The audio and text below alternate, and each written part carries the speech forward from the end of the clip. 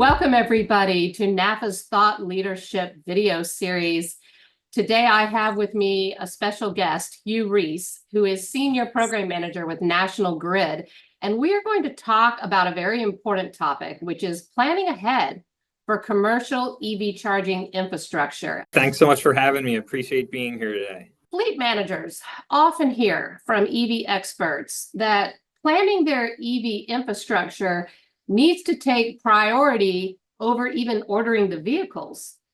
And I'm wondering if you agree with that. Yeah, no, I think that's a really good question. And I think I want to take one step back. So when you're thinking about fleet EV charging and planning, you really want to have a comprehensive plan evaluating your fleet. Like, what does your fleet makeup look like today? What are your vehicles doing? What are your vehicle requirements? And how are they working operationally? Then you want to find the right type of electric vehicles that would be suitable to switch to. Once you have the vehicles in mind and then the chargers in mind, the next kind of key piece of the planning process is understanding your site.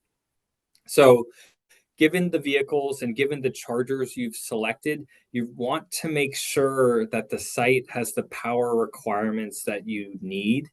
So I would first recommend reaching out to your utilities so that they can either confirm, yes, they have capacity, or no, they don't.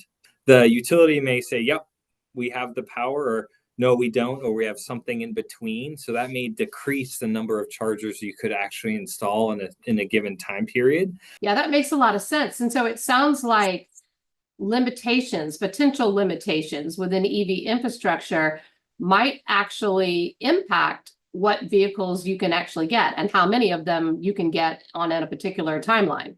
How can fleet managers kind of get their arms around what really seems like a very complex process? Everyone isn't going to become an EV expert tomorrow. And so if you're feeling overwhelmed, a lot of people are. So one, that's okay. Two, what excites me is there's a huge breadth of resources out there. I would get a good finger on the pulse of what utility programs are out there. If you have a utility account rep, give them a call. More likely than not, your local utility may have programs that provide technical assistance. Another excellent resource, so say you're a business that spans multiple geographies or multiple states, there's a resource called the Edison Electric Institute. They have a database that covers every utility in the country and what fleet programs are offered. So what are some of those potential pitfalls that someone might accidentally step into when they're doing this planning?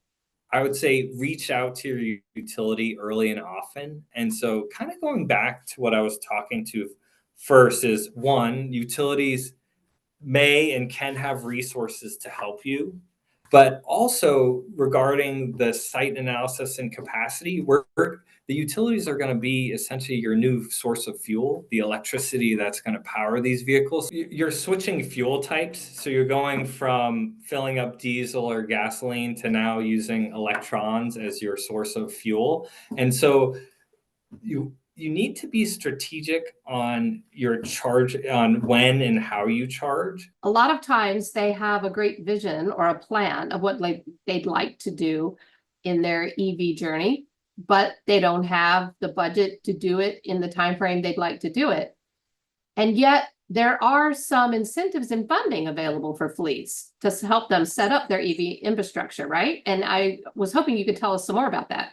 Budget is a huge issue when it comes to electrification because you have huge capital costs. One, you have the vehicles, but you also have the costs of fueling the vehicles, installing the infrastructure, aka the chargers themselves. So at National Grid, we have programs to help you throughout various stages of your electrification journey. So we have what's called our Make Ready program. So our Make Ready program will cover the utility side costs, so what the utility needs to install to make the site ready, along with the customer side costs. So everything from the meter down to the charger, we have incentives to help offset those amounts.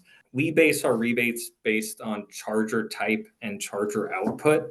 Finally, to kind of round out what's available, we have programs that'll help offset your utility bill. So we have a fleet off-peak charging program. So should you charge your vehicles from 9 p.m. to 1 p.m., we'll give you a credit. So that'll help offset your operational costs. All right. Any closing thoughts?